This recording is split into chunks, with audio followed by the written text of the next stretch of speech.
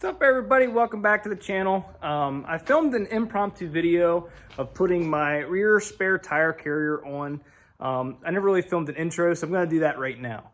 This video is about installing this rear swing away tire carrier behind me, made by Rugged Ridge. I'll put the part number across the screen and down in the description for you to see. This is my 2002 Jeep Wrangler TJ, and still waiting on the rock sliders to be powder coated. Hopefully they are done soon. Anyway, the rear spare tire carrier, I'm going to put that video in. Like I said, it was kind of an impromptu video. I wasn't going to film it, but I ended up filming some of it. So let me just take you through and show you what it is, and I'll cut to that footage then. So here's the spare tire carrier, and it comes with a nice powder coated, like hammered finish, and has a little 2-inch receiver built into it that they say you're not supposed to tow with. It's made for like the cargo carriers or an anchor point, stuff like that. It doesn't have a tow rating. But this here is the swing away tire carrier. Some people love them, some people hate them. This is holding my 35-inch tire on the back just fine. And what's nice about this is it actually has these clamps right here. It's greasable. And I had somebody tell me, oh, you're going to knock that off first thing, you know, with this hinge right here.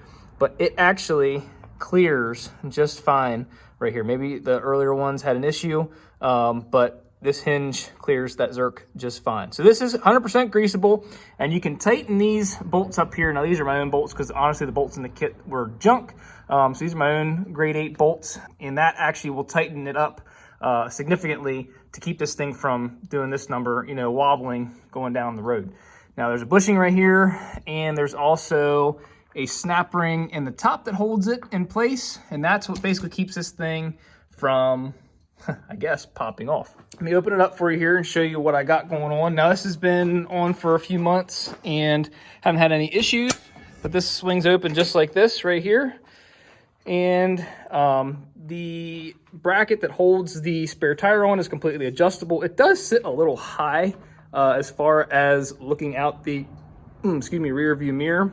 Sits a little high, but then you have your rear gate right there. And as you can see, it clears it just fine. If this is open the whole way, out like so, this is the wiring for my rear third brake light. That clears it just fine. No issues there. Because somebody said, oh, you're gonna take that off right away. No, did not. So, all right, well, that's enough of looking at that right there. Let me cut to the footage right now, putting it on. You'll basically see I already have the factory bumper off at that point, and I'm in the middle of lowering the tank. So let's go to that footage right now. Okay, so main thing here is you're gonna be tempted to try to do this without lowering your gas tank. And to be completely honest, it's possible to bolt your bumper up to these holes right here, but you have to drill out these holes right here. And they provide a template. Oh, kind of got crap everywhere here, but you basically put the notch right there up, and this lines up on those holes and this hole over here, and you drill those two out. Now you can drill them out carefully without hitting your gas tank, which is right behind here. It's not very far away. Right there is a gas tank. But to get to this area right here with this plate, which goes behind there, and your bolts actually come through the back and thread into the bumper itself, maybe you can do that with the gas tank in place, but I found it absolutely impossible. So the gas tank, to lower it, is actually not as bad as I thought it was gonna be. It's the first time I ever did it. There's these carriage bolts right up here in the rear cross member, right there. Let me get my light on it. See those carriage bolts right there? This is the gas tank strap right here. But this one right here decided to spin on me. So if it does decide to spin on you, oh, and there's also 3 nuts up underneath. One is, let me crawl underneath here. One is up there, and the other 2 are right over there. You can see them right there. They're just 1/2-inch drive or 1/2-inch socket. Same for these, but what you gotta do is I ran to Lowe's and picked up some new carriage bolts. This is what's left of the old one right here. I had to cut that off is what I had to do. So I picked up a new 5/16 coarse thread carriage bolt, and I picked up some of the, what do they call those? The washers that actually spin with the nut already like attached to them. I forget what they actually call those, washer nuts. But I got everything right here to basically put that back in, which that will go in that square opening right there. Hopefully you can see that. Right, like so.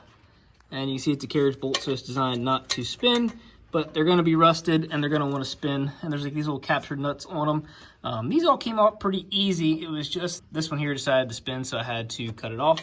And I'll cut off the excess once I bolt it back up. But that goes in these holes right here. As you can see, it's pretty easy. And once I only have like maybe a quarter tank in there. It's actually not that heavy to lower down. And I'm not gonna lower it any further than that. Thankfully I have an O2, so my evap stuff is not back here. It's actually up in the front. So all I had to do is lower it down and just watch my fuel return and fill lines, supply and return lines. So I just made sure nothing bound up, and also had to take the filler neck screws right here out and just feed that down through. That's just back down in there. That's really simple. So it's actually pretty simple to drop the tank. So with that all being said, let's get the bumper bolted up and I'll show you that next. So it's just me, myself, and I out here tonight. So this is how I found to do it, because this bumper is heavy. I start over on this side and I get the bolt started into the actual bumper, and I let it sit on something like my creeper or the little pad right here. And then you can grab this side and swing it right up into place like so and get that started. So that's how I'm doing it by myself. It'd be a lot easier if you had a buddy to help you do it, because that sucker's got some weight. So let me get that bolted up and move on to the next step. Here is the new spare tire carrier and rear bumper. Oh, cracking and popping as I kneel down. I had to drop the fuel tank down because there's bolts right here, but this plate right here, you have to drill out and put a mount behind it here, over there, and on that end. And to get up in there, it's all solid. So you have to take this tank down to get your hand back up, way back up in right there where it's dark. There's a little spot you have to get in there. It replaced this over here. This was what was on it. This is actually the stock bumper right here. The light, someone cut into it and notched it out. But yeah, I think it looks pretty daggone good. Pretty sweet. All right, everybody. Hope you enjoyed this video. Like I said, it was kind of impromptu. I wasn't planning on filming that anyway. Back here, putting that on, but I figured while I was doing it, I might as well and help somebody out with how to mount these things. It is 100% impossible to put these back brackets in there, and you don't have to put them on. It's not necessary. The bumper will be just fine, you know, on there as far as being tight to the cross member with the outside to those out there and these in here. But I would not run it that way, especially with a spare tire on the back. If you're just running the bumper right here and not the swing away tire carrier, you might be okay with just putting, you know, the bolts here and the bolts over there. But if you're gonna put the extra weight on this thing, I would definitely advise you to put the extra set of brackets and bolts on the inside cross members there. I'm looking at it backwards. It's hard to do that backwards, because it will really stiffen it up and it'll keep the whole thing from, you know, flexing and doing its thing. And the last thing you want is your rear bumper to fall off going down the road. I actually had that happen one time. I had bought a Jeep that the guy had built a rear swing away tire carrier, and this post right there actually snapped going down the road. And I watched my 35-inch tire go out the rearview mirror and bounce. Thankfully, nobody was hurt. And I got a new worn rear bumper at that time. That was 10 years ago. But definitely don't be stupid. Bolt that up, drop the tank. It's not that hard. There's plenty of videos on YouTube here that show you how to do it more in depth than I did. The hardest part is going to be dealing with rusty bolts, spinning carriage nuts or carriage bolts. And that's really not that hard. Get a die grinder or a cutoff wheel and just cut them right off. Watch for fumes, vapors, and sparks. But take your time. It's really not that hard, and follow the instructions. So thank you again so much for watching and following along.